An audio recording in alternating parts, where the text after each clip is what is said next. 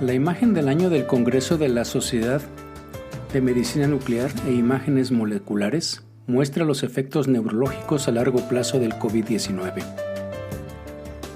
Acompáñenme a revisar esta noticia que se publicó el 15 de junio de este año del 2021, en donde una serie de imágenes de FDG, de PET de FDG, de pacientes con COVID-19 muestra cómo la enfermedad causa cambios neurológicos a largo plazo que están asociados con el deterioro cognitivo, y esto le valió los honores como la imagen del año en la Sociedad de Medicina Nuclear e Imágenes Moleculares. Bienvenidos a Memorándum, un espacio que está dedicado a la revisión de artículos científicos, prácticamente todos ellos de radiología. También revisamos artículos de opinión, editoriales, y hoy quiero presentarles porque hoy en la madrugada subí el otro podcast que tenía que ver con los efectos crónicos a nivel hepático, y les comentaba que había otros efectos también en otros órganos, entre ellos el cerebro, y recordé que había leído este artículo o esta presentación que se hizo en el mes de junio. Ya tuvimos otro podcast también donde presentamos hallazgos de este Congreso de la Sociedad de Medicina Nuclear de Imagen Molecular, y en donde básicamente, como les decía, pues muestra los cambios neurológicos a largo plazo. Y bueno, esta imagen o este trabajo pues fue escogido entre más de 1,280 resúmenes que se presentaron en esa reunión. Y bueno, el premio fue para un grupo de investigadores alemanes que está en el Centro Médico Universitario de Freiburg, en Alemania, obviamente, y presentó imágenes de estudios de PET, FDG, de tomografía con PET-CT, pues, de pacientes que estaban hospitalizados con COVID-19 y que tenían deterioro cognitivo antes y después de recuperarse. Estos hallazgos los compararon con imágenes de un grupo de pacientes normales y encontraron signos de disfunción neocortical que persistieron hasta por 6 meses, que fue lo que ellos estudiaron.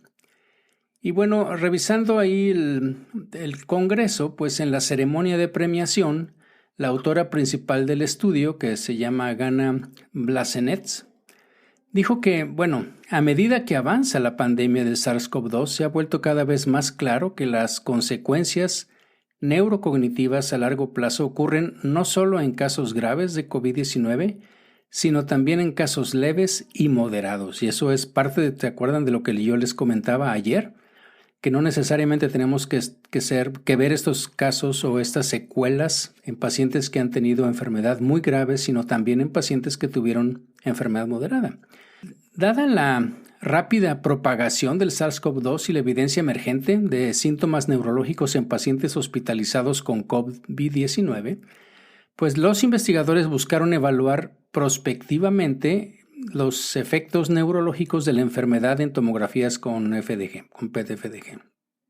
Y en el estudio, pues consiste de 15 pacientes hospitalizados con COVID-19 que mostraron al menos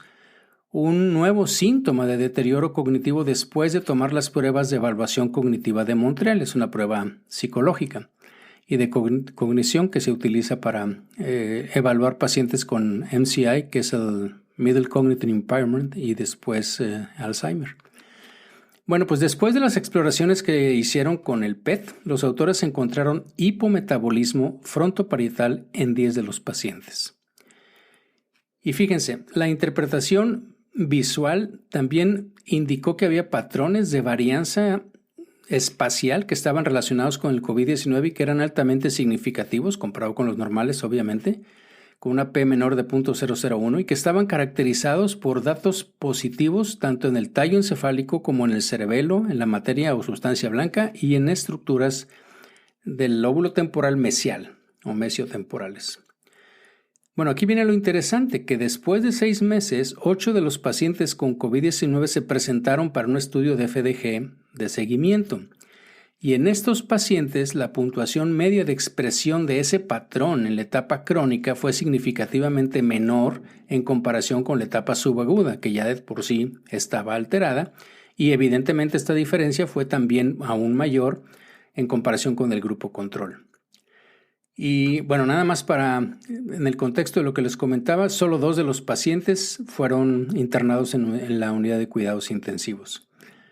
Evidentemente esta es la imagen del año y pues este es un podcast, entonces voy a tratar de describir lo que viene en el pie de figura de esta imagen que consiste como de 3 imágenes, 2 arriba y una abajo grande.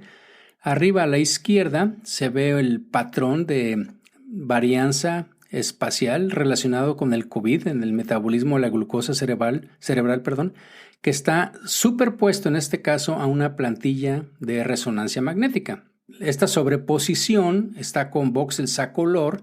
en donde se expresa que los que están relacionados con valores negativos, los colores son fríos, es decir, azules, y las regiones con valores positivos, los colores son cálidos, es decir, rojos. ¿Okay? Y así es como podemos nosotros diferenciar la expresión o pues el metabolismo a nivel del PET y superpuesto sobre una imagen de resonancia magnética. En la otra gráfica que les decía, o la imagen de arriba a la derecha, si se puede decir así, pues se ve la asociación entre la expresión de este patrón relacionado con la puntuación de la evaluación cognitiva de esta que yo les decía de Montreal, y que está ajustada también por los años de educación, porque eso es una cosa que se tiene que hacer en psiquiatría también, y cada puntuación de estos vienen los pacientes que se estudiaron, ¿no? En la parte de abajo, lo que se va a mostrar es una imagen que tiene 2 hileras de varias columnas, o sea, varias secciones axiales de resonancia magnética, las cuales también están superpuestas las imágenes metabólicas del PET, y es el análisis del mapeo paramétrico. Y entonces en la fila superior se ilustran las regiones que muestran un aumento significativo de la captación de FDG,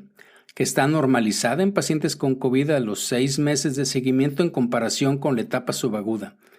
Okay, o sea, cómo cambió después de 6 meses. Y la fila de abajo muestra las regiones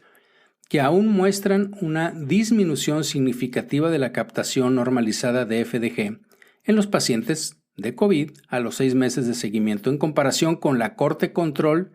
sí, que les decía yo, y donde pues, los valores de la prueba T de las 2 comparaciones fue menor de 0.005. Bien, pues en esta presentación que hizo la autora, ella dice que, bueno, podemos afirmar claramente que se produce una recuperación significativa de la función neuronal regional y la cognición para la mayoría de los pacientes con COVID-19 según los resultados de este estudio. Eso fue lo que ella comentó.